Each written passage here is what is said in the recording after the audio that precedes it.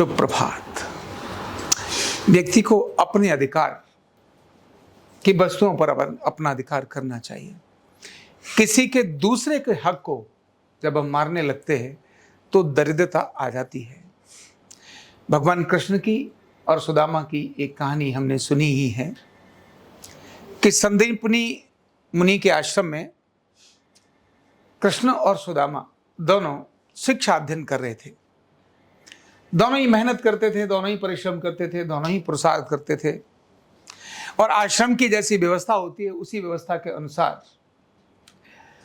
आश्रम का सारा संचालन वहां के शिष्य ही करते हैं। आश्रम का संचालन कभी भी कोई राजा आकर नहीं करता, चाहे वो राजपुत्र ही क्यों न सही। वहां के भोजन की व्यवस्था है तो दूर दूर जाकर भिक्षा मांगकर लेकर आने का काम वहां के जो ब्रह्मचारी हैं, जो छात्र हैं, वही करते हैं। और उस भिक्षा के माध्यम से उनको एक प्रशिक्षण दिया जा रहा है। यानी राजा का बच्चा भी क्यों मांगेगा, आखिर उसको क्या जरूरत है, लेकिन उसको एक प्रशिक्षण दिया गया। उस बच्चे को कहा कि नहीं, तुम भिक्षा मांग कर लाओ। भिक्षा मांगने से इसके मन में उस समाज के अंदर किस प्रकार के लोग रहते हैं वो देखने को मिलता था और समाज के अंदर उन सन्यासियों के प्रति एक भाव जागृत होता था कि जैसे मेरा बच्चा भी किसी गुरुकुल में पढ़ने गया है और ये बच्चा मेरे पास आ रहा है, तो उसके प्रति जो पुत्रवत भाव होता था, इसलिए उनको सभी द्वार पर जाने पर उन्हें भिक्षा मिलती थी।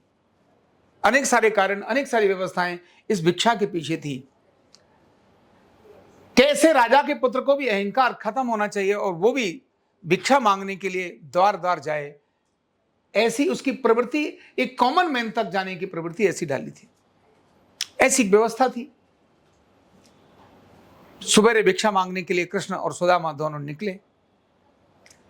जब जा रहे थे दूर जंगल में तो क्या खाना है, तो उसके लिए थोड़े से कुछ खाने के चने जैसे है ना बुने हुए और पोटली में दे दिए कि जाओ, दोनों जा रहे हो और कहीं भूख लगेगी तो खा लेना, सुबह से लेकर शाम तक का लंबा समय होगा। छोटे बच्चे हैं, कोई बड़े तो थे नहीं। और जब वो चल पड़े, आगे जब जाते हैं तो बहुत तेज तूफान आता है और आंधी आती है। और आंधी और तूफान में ये दोनों अलग हो जाते हैं। जंगल का रास्ता था, लकड़ी काटने का क्रम भी होता है और भिक्षा मांगने का क्रम भी होता है, दोनों ही। यानी जंगल से लकड़ियां लेकर आना और भिक्षा लेकर आना, ये दोनों ही परंपराएं गुरुकुल का एक अंग होती है। क्योंकि जंगल में जब लकड़ी काटने जाएंगे तो जंगल के अंदर उन पौधों के प्रति, वन संरक्षण के प्रति उनके मन में एक भाव जागृत होगा। पौधों से उन्हें समझ में आएगा कि पौधे और हम एक दूसरे के ऊपर कैसे निर्भर हैं, हम दोनों अलग नहीं हैं। तो इसी प्रकार से ये दोनों जंगल में थे और जंगल में बहुत तेजी से हवा आ गई और तेजी से जो तूफान आया उस दोनों तूफान में अलग अलग हो गए।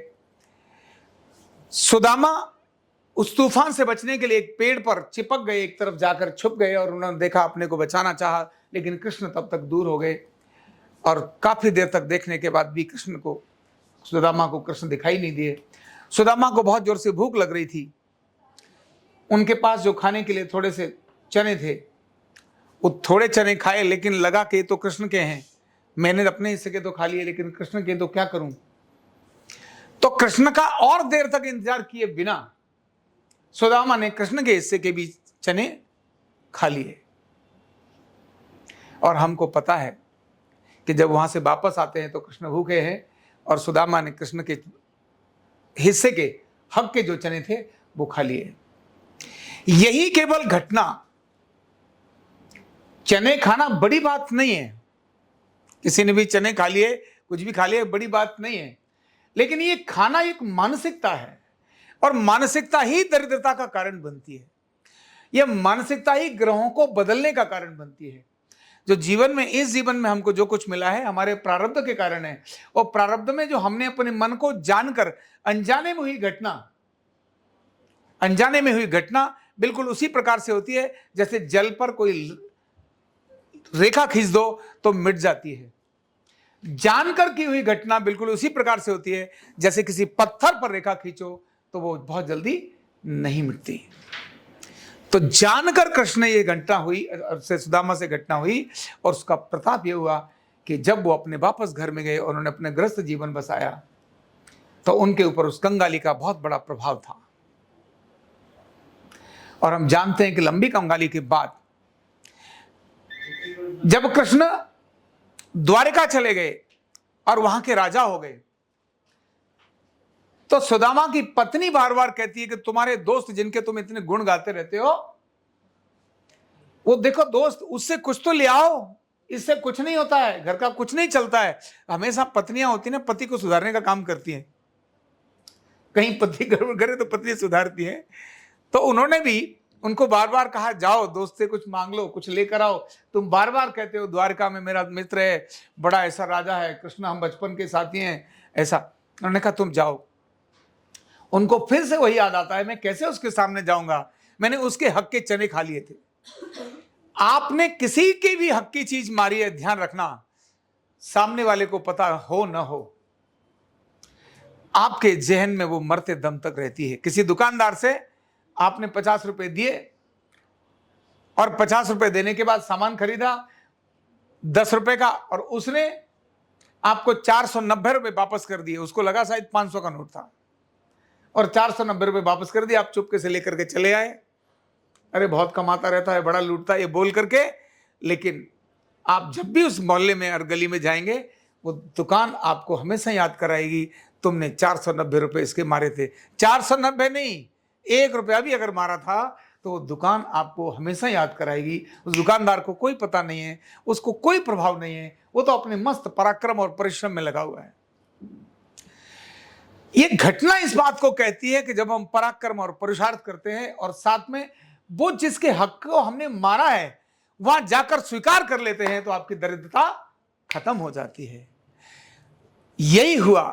पत्नी के कहने पर सुदामा कृष्ण के दरबार में पहुंच गए, जाते हैं। और हमने घटना हमको पता है कि द्वार के सामने जाके खड़े होकर कहते हैं कि जाओ कृष्ण को बोलो कि तुम्हारा दोस्त आज सुदामा आया है।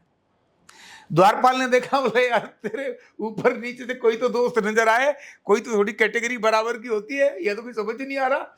ये देखो पैर फटे पड़े है ना, सिर पे कोई है नहीं, और एक छोटी सी लकड़ी है और एक छोटा सा कपड़ा है, ये कोई दोस्त हो सकता है क्या? भाई दोस्त तो दोस्त बराबर के होते हैं। द्वारपाल ने, लेकिन उसने फिर से कहा कि नहीं, आप है ना एक बार बोलिए कृष्ण को कि सुदामा आपका मित्र आया है। और जो हम जानते हैं कि कृष्ण अपने वहीं पर अपने दरबार में हैं, और वहाँ जो उनकी रुक्मिणी हैं और बाकी सत्यभामा और अन्य सभी भी वहाँ हैं, रानियाँ हैं। जैसे ही वो कृष्ण सुदामा का नाम सुनते हैं और एकदम दौड़ पड़ते हैं और दौड़ करके गले लगते हैं। और कहानी कृष्ण और सुदामा का मिलन अपने आप में बहुत प्रसिद्ध मिलन है। और जब वो लेकर आते हैं कृष्ण को, उसको देखते हैं सुदामा को कि तू कितने दिनों के बाद आया है। वो जो पानी रखा हुआ था उसको हटा देते हैं, और हटाने के बाद कृष्ण अपने सिंहासन पर सुदामा को बिठाते हैं और उसके पैरों को अपने आंसुओं से धोते हैं। और वो चुपके से पोटली अंदर रखी हुई है। कृष्ण कहते हैं तू अभी भी वही कर रहा है जो तूने तब किया था। तो सुदामा उस चीज को स्वीकार कर लेते हैं कि हाँ, मैंने वो बहुत अपराध किया था, वो तुम्हारे उसमें था। बोले ला भाभी ने क्या दिया, मुझे दे दे। और उन्होंने खाने लगे, और खाने के बाद में हम जानते ही हैं कि वो चावल की पोटली थी। वो खाते ही सुदामा के वो जो हक था, जो मारा था, वो उस समय खत्म हो जाता है, और सुदामा की फिर से दरिद्रता खत्म हो जाती है। वापस जाते हैं, वो सारा राजपाट उनका फिर से तैयार हो जाता है, जिसको वो देख करके चौंक जाते हैं कि ये कहीं द्वारिका है या मेरी नगरी है। मेरे घर में तो एक झोंपड़ी सी थी और उसमें एक मेरी बामनी थी, ये तो कुछ और ही बदल के आ गया। लगता है मैं सोया उधर था, घर इधर पहुंच गया, लगता है दोबारा द्वारिका पहुंच गया। ये घटना इस बात को कहती है कि जब भी हमने किसी की माल को मारा हो, हक की चीज को लिया हो, और हम फिर से उसको वापस कर देते हैं, अपने पराक्रम और पुरुषार्थ से जो मिलता है उस पर जो आनंदित रहता है, वो स्वस्थ और मस्त रहता है। किसी के भी हक को मारने से हमेशा दरिद्रता मिलती है।